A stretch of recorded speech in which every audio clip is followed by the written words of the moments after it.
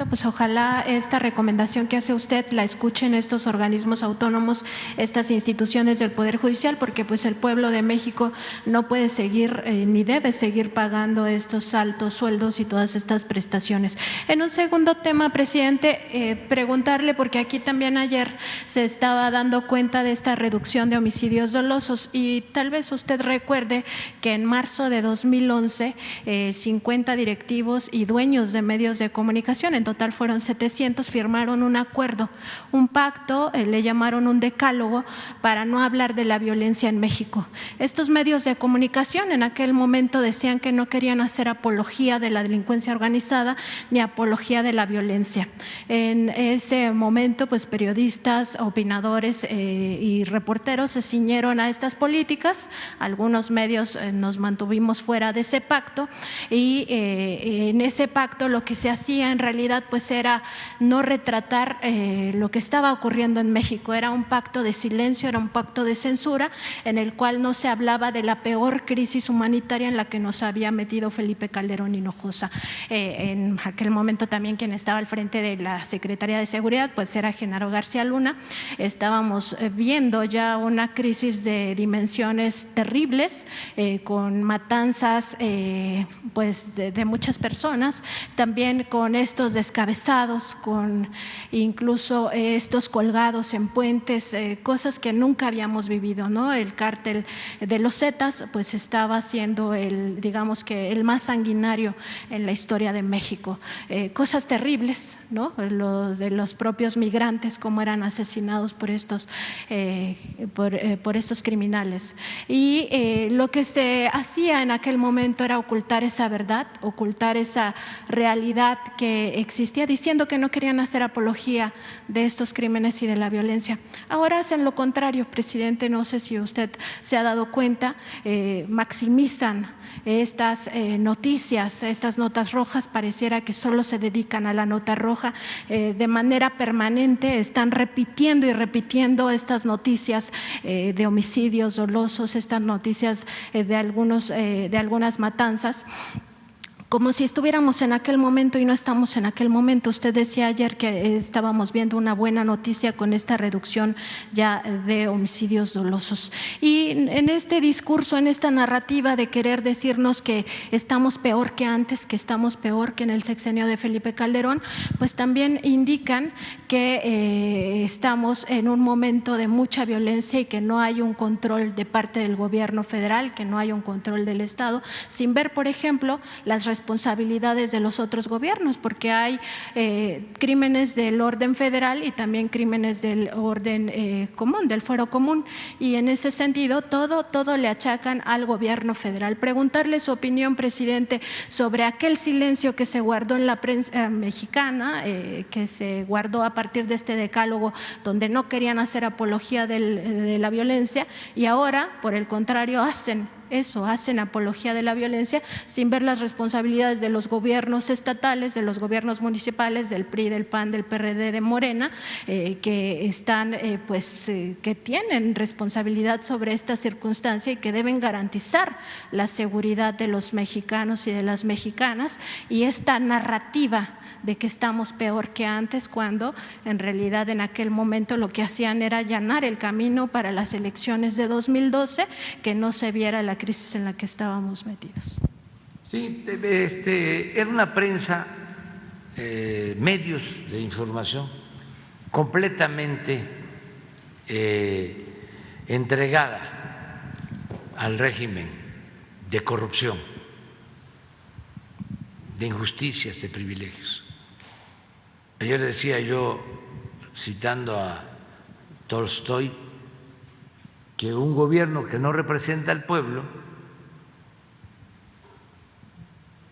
que no atiende al pueblo, no es más que una banda de malhechores. Y eso era lo que había, una banda de malhechores en el gobierno. Eso sí, de cuello blanco. Y bien conformada con los jefes de arriba, sus representantes. Por ejemplo, ellos dominaban el ejecutivo, el legislativo y el judicial. Los tres poderes. Imagínense, y puede ser que lo encuentres lo más pronto posible también. Hago una relatoría en uno de mis libros sobre las reformas constitucionales que hicieron, todas a favor de una minoría rapaz, todas votadas por diputados y senadores al servicio de esa minoría, todas. A ver, les pregunto a ustedes, ¿qué reforma recuerdan que se haya hecho en el periodo neoliberal en beneficio del pueblo? Se los dejo de tarea. ¿Y cuántas reformas hicieron en contra del pueblo? Todas.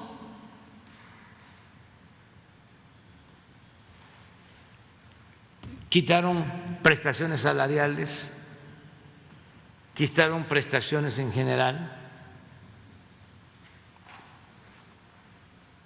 permitieron la corrupción, aumentaron los impuestos, entregaron concesiones para la explotación del petróleo, privatizaron en buena medida la educación, la salud, convirtieron las deudas privadas en deuda pública, aumentaron el IVA,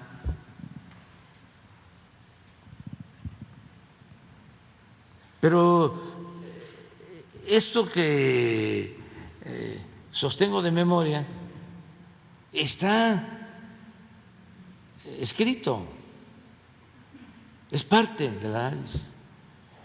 Entonces, era un gobierno faccioso, en sentido estricto no era una democracia, era una oligarquía.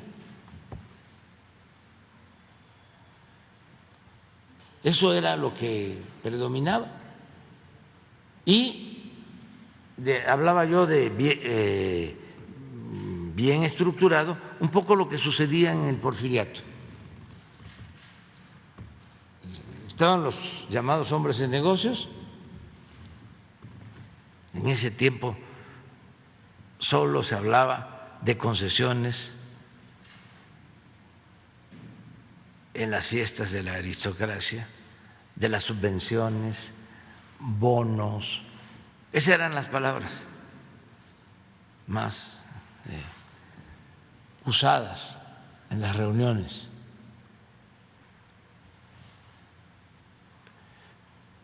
Lo mismo, control de diputados y de senadores. Y como había reelección, un diputado podía estar ahí 20 años.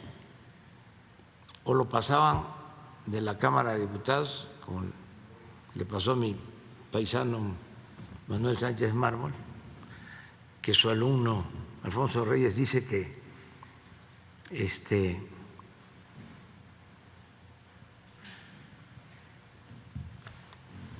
lo pasaron de la Cámara de Diputados a la Cámara de Senadores, a un sillón, dice Alfonso Reyes, más muelle,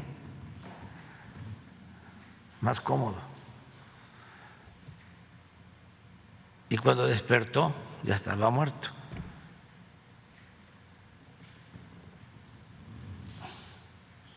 Porque ahí estuvieron todos aprobando. ¿Quién elegía? Porfirio. Mandaba las listas con las llamadas palomas mensajeras a los hombres fuertes. Ese mecanismo de que el presidente pone a los gobernadores, pone a los diputados, pone a los senadores y al sucesor. Eso se creó ahí. Y el gobernador hace lo mismo con presidentes municipales, con diputados locales y con el Congreso y con los tribunales superiores de justicia, eso hasta la fecha. O sea, el Poder Judicial, en vez de ser autónomo,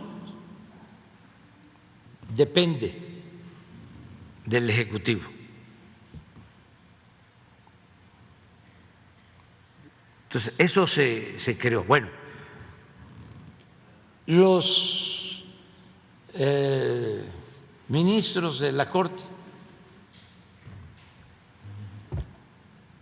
les cuento algo de un ministro de la Corte, del que llegó a ser presidente de la Corte en la época de Porfirio Díaz, de apellido Sodi. En la época de Porfirio Díaz, no sé si sean familias, pero era un juez y de repente viene el levantamiento de los obreros en Cananea y los gobernadores y los hombres fuertes llegan a Cananea, se lleva a cabo la represión para defender al dueño de Cananea, de la mina, que era un estadounidense.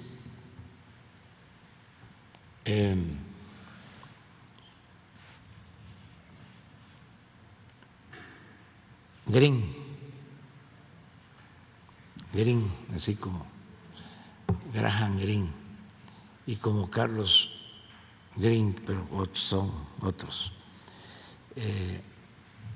Era un militar, el dueño de la mina de Cananea, y tenía empleados extranjeros, desde luego que ganaban mucho más que los trabajadores mexicanos. Así era. Lo mismo pasaba en los ferrocarriles. Todos los trabajadores eran extranjeros y ganaban mucho más que los mexicanos. Entonces hubo esta rebelión y habían dirigentes magonistas,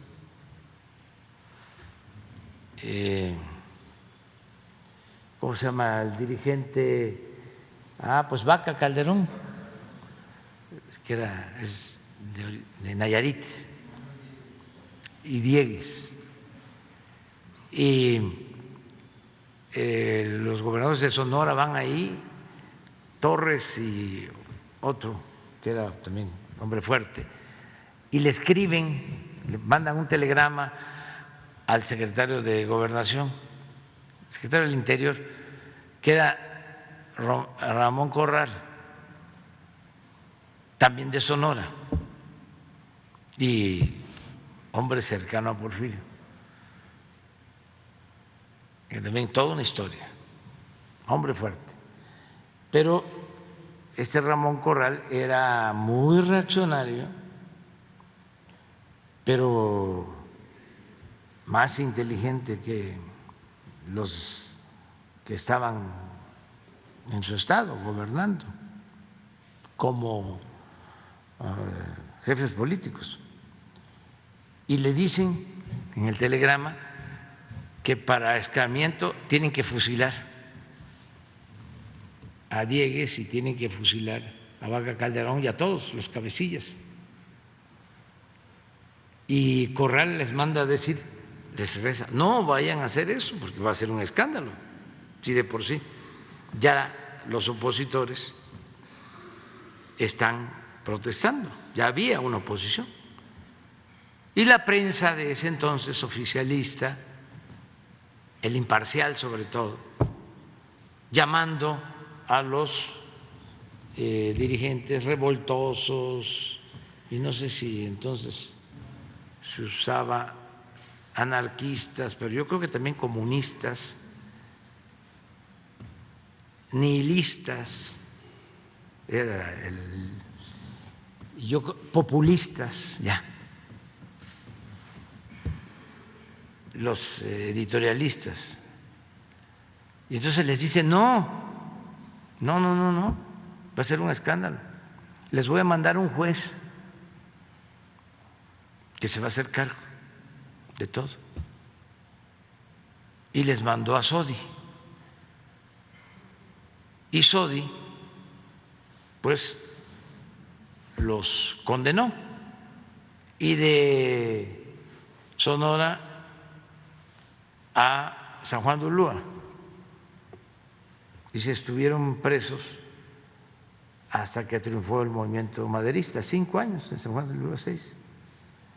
Y ahí pasa el tiempo y a Sodi lo van ascendiendo y llega a ser presidente de la Corte, ese que juzgó a los dirigentes. Bueno, eso era. Pero también Porfirio tenía a intelectuales alcahuetes, que Gramsci hablaba de intelectuales orgánicos, que se dedicaban a hablar bien de él. Llegaron al extremo hasta de falsificar una carta de Tolstoy que supuestamente le envió a Porfirio Díaz, haciéndole un gran reconocimiento por su labor, así como el Time de ahora, ¿no? Creo que a Peña o a Aspe o a Calderón lo sacan en portada, el mejor, ¿cómo era?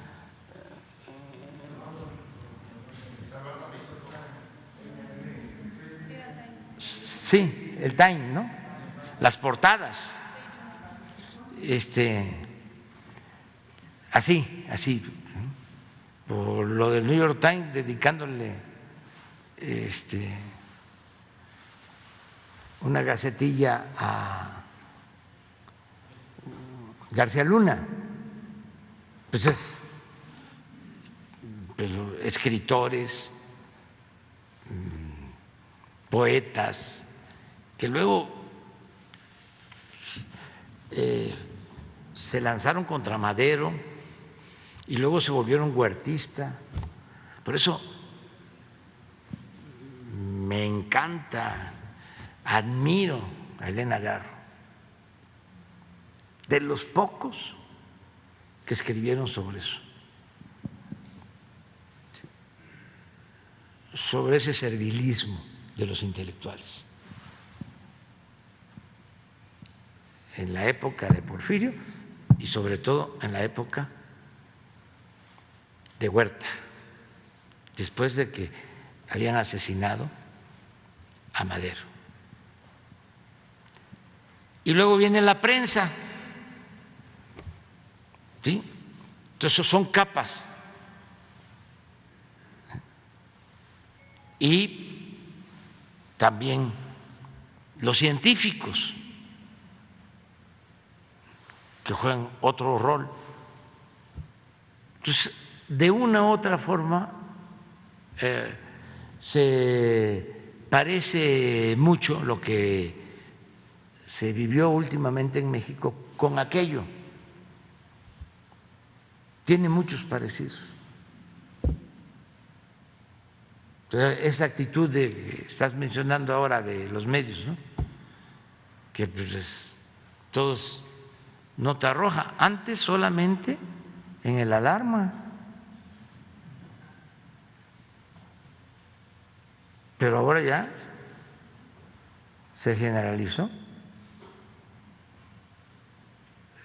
ya no hay.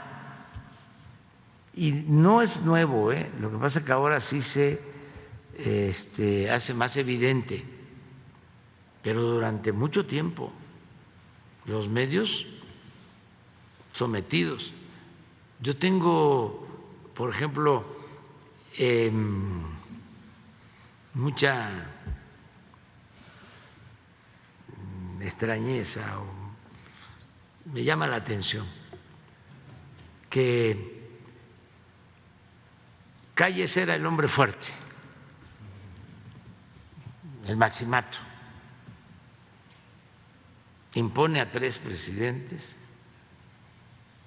de una u otra forma está de acuerdo en que llegue de candidato el presidente Cárdenas, nada más que pues el presidente ya Cárdenas pinta su raya y viene la ruptura, ya lo que ya sabemos, pero Calles fue muy fuerte, un poco era el papel que quería jugar Salinas, un maximato. Por eso creó el llamado Grupo Compacto y le entregó los bienes de la nación a sus allegados. Y se conformó una nueva oligarquía en México, porque pensó de que iba a seguir él mandando. Pero miren lo que sucedió con Zedillo. Yo creo que si Salinas desprecia a alguien, yo no estoy ahí, pero en los primeros lugares, pero no tengo duda de que le tiene muchísimo coraje a Zedillo, porque no contaba con lo que iba a suceder, de que Zedillo se le iba a voltear y Salinas lo considera un traidor. Pero el proyecto era hacia adelante y sí continuó el salinismo como política, porque siguieron entregando los bienes. O sea, Zedillo fue el del Fobaproa, pero lo pudo haber hecho Salinas, y Zedillo fue el de los ferrocarriles, y no lo hizo Salinas porque no le dio tiempo. Salinas le dio tiempo de los bancos, le dio tiempo de las empresas de telecomunicación, pero ahí empezó el salinismo como política y continuó con Fox y continuó con Calderón hasta Peña. Nada más que él imaginaba que pues iba a ser más cómodo, más sencillo, ¿no? Y no contaba con lo de Zedillo, que mete a la cárcel a su hermano y se lanza en contra. ¿Qué pasa con la prensa en ese entonces? Todos alineados. Yo recuerdo que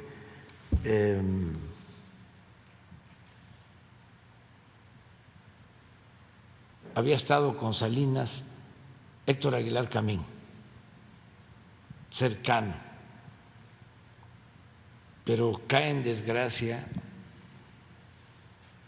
por el pleito con Zedillo Salinas, y Héctor Aguilar Camín se vuelve zedillista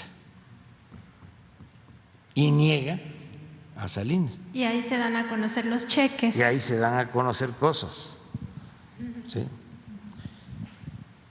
Pero lo mismo sucede cuando quiere regresar del exilio, Salinas, a presentar un libro,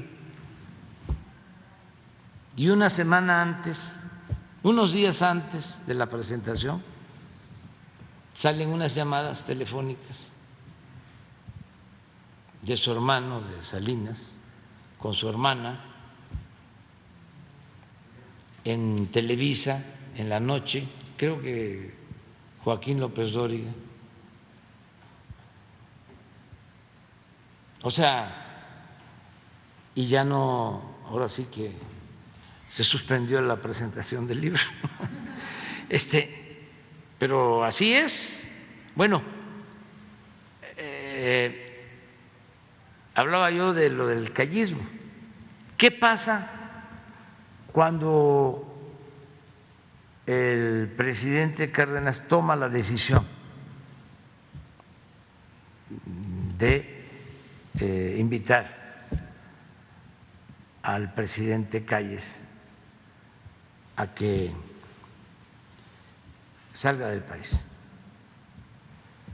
¿Qué pasa en los medios después de tanto poder de Calles? Nada. Nada es nada.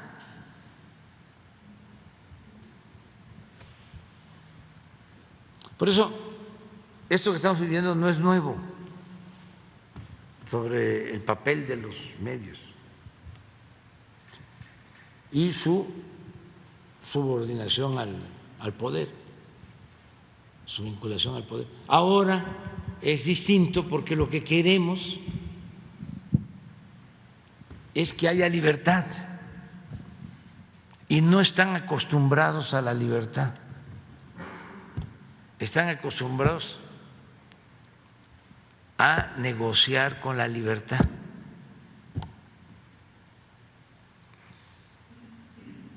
No es la defensa de la libertad de expresión, es utilizar la libertad para defender intereses creados. Afortunadamente, pues como siempre lo decimos, ahora están las redes sociales que las pueden inundar de bots y todo, pero ya podemos, cada persona que tiene un teléfono puede poner lo que considere. Eso no existía antes, eso realmente fue una contribución. Ya podemos hablar con plena libertad y no reprimir a nadie, no limitar a nadie en redes sociales, en periódicos. Que si el presidente del PRI, yo ayer me equivoqué, dije que había estado en Estados Unidos y había estado en Europa, pero ayer mismo, o antier, fue a Estados Unidos y está en libertad de hacerlo y nunca va a ser molestado en nada. Los asuntos judiciales, pues esos los ven las autoridades competentes, no es un asunto mío. Yo cuido de que nadie sea perseguido, maltratado. Siempre he dicho, no es mi fuerte la venganza, no odio. Yo estoy contribuyendo, como muchos, a que limpiemos de corrupción nuestro país, que se purifique la vida pública de México. Eso es lo que estoy haciendo. Ahora que la primera vez que regresó de Europa, pues hay una orden en migración de una denuncia presentada por la Fiscalía de Campeche. Y de acuerdo a la ley tienen que hacerle algunas preguntas, incluso firman lo que contestan. Y él firmó la primera vez y le llevaron, primera llamada, le llevaron el documento, lo vio, lo firmó, dijo que estaba bien. Ahora, ayer, me entregaron el informe de lo que sucedió, lo mismo.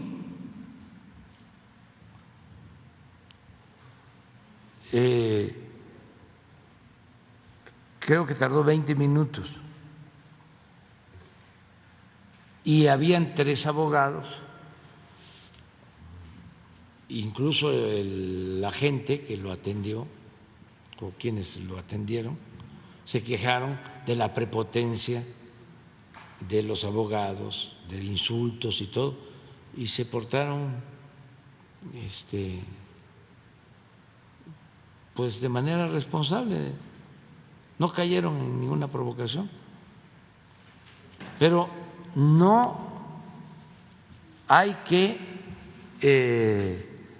reprimir, perseguir, censurar a nadie y no pasa absolutamente nada. Nada. Lo que cuenta pues es que actuemos con rectitud, que tengamos autoridad moral y que le tengamos confianza al pueblo, a la gente. Es que no quieren aceptar, se niegan a aceptar de que el pueblo es sabio, que el pueblo es inteligente. Tienen en la cabeza la idea de que el pueblo es tonto y que es manipulable. No, el pueblo de México es de los pueblos más conscientes del mundo. Si me dicen ¿en qué se ha avanzado? No, pues no solo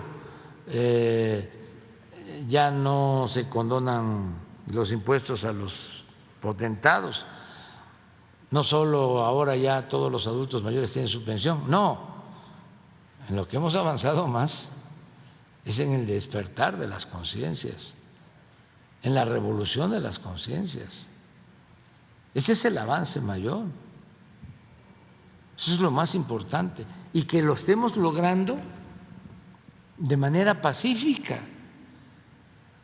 Es una hazaña de todos, porque esto va a ayudar. Imagínense que Bloomberg diga de que el peso nuestro, nuestra moneda, está fortalecida. Eso es muy importante, que México es de los países más atractivos en el mundo para la inversión extranjera.